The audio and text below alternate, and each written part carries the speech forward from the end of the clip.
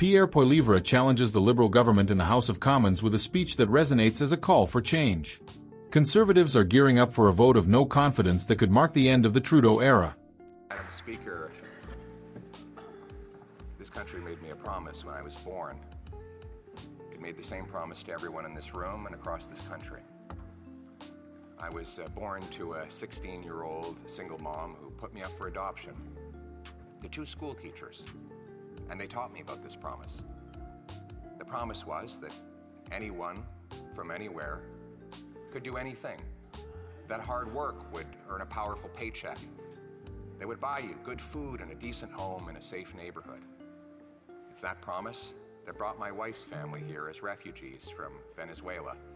6 people in a 2-bedroom basement, working-class Montreal apartment. Her dad up at the crack of dawn to hop on the back of a pickup truck and go out into the middle of a farm field and pick fruit so that he could pay the rent. Today, her brothers are a soldier, a carpenter. Her sister is a nurse. Her father has a business with his wife, and they have all succeeded. The promise was kept. It was that promise that got me into politics in the first place, and I was very proud to be part of a government that not only kept the promise, but expanded it. With the lowest inflation in almost half a century, incomes after tax and inflation that went up 10%, we cut the GST, we balanced the budget. We did it all while increasing health care transfers faster than any government since that transfer.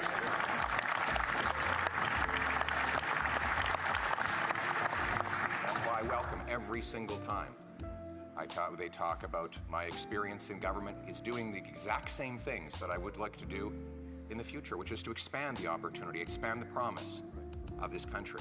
But that promise, after 9 years of the NDP Liberal Prime Minister, is broken. Everything costs more, with 2 million people lined up at food banks because they cannot afford food. This is a record-smashing number. 1 in 10 Torontonians now eat at a food bank every single month.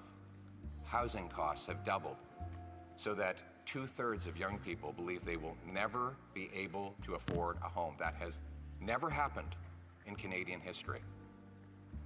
And we see it most tragically in our streets, where there are now 1,800 homeless encampments across Canada, across Ontario, 35 in Halifax. Quaint, beautiful, once prosperous Halifax has 35 homeless encampments. The Prime Minister admits in his own press releases 1 in 4 kids are not getting enough food.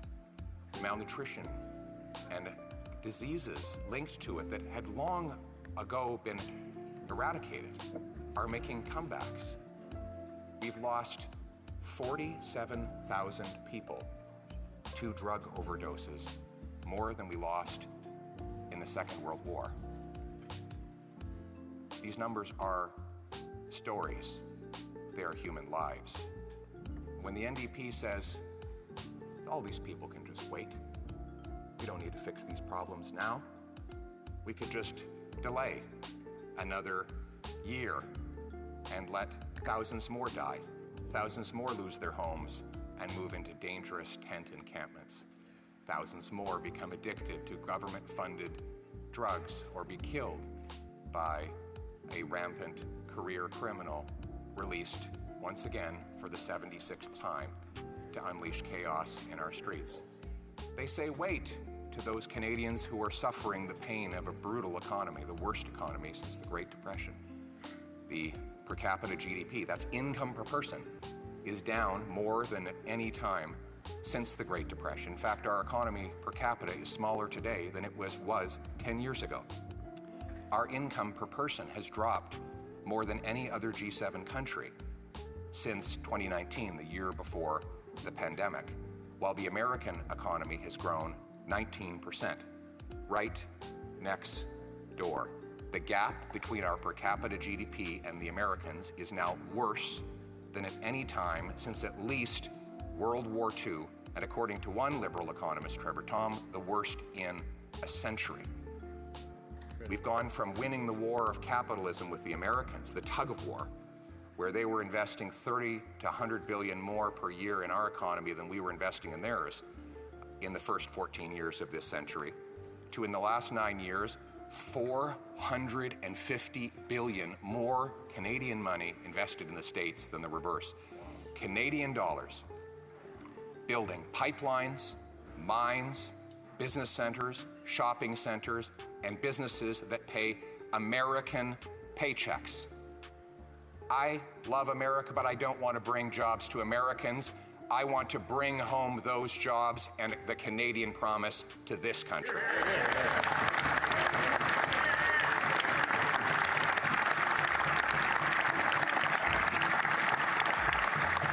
That's why we have a common sense plan to axe the tax, build the homes, fix the budget, and stop the crime. Axe the tax. This will be a carbon tax referendum, a carbon tax election. And I know that the media has worked hard to try and avoid me saying the words carbon tax, as we saw in the extremely dishonest and fraudulent report from Bell Media-controlled CTV, who's a company that is whose bonds have been downgraded to near junk status as its overpaid CEO empties the books to pay his wealthy friends an unacceptably and unrealistically high dividend. But the reason why he and his other cronies of that company are going after me is because he knows that I'm standing up for the people against the crony capitalists and insiders like him. The carbon tax election. Here's the existential choice. Do we go to a 61 cent a litre carbon tax, making us among the highest taxed fuel in all of the world? A tax that will grind our economy to a halt, that will force our truckers to leave to the US where there is no carbon tax. Nobody left to bring goods to our grocery store, parts to our factories, jobs to our people. It will be a nuclear winter if this happens. That's why common sense conservatives will axe the tax.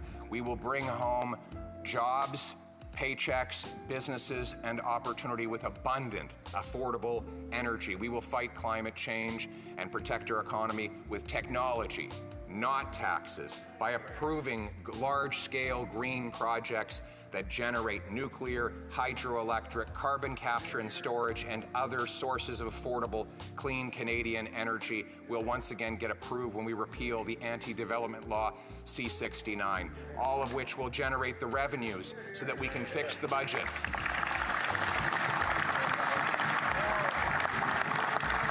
We will fix the budget by unleashing massive growth through the elimination of bureaucratic barriers and firing gatekeepers so that our projects can get built, setting the goal that all three levels of government should aspire to have the fastest building permits in the entire OECD.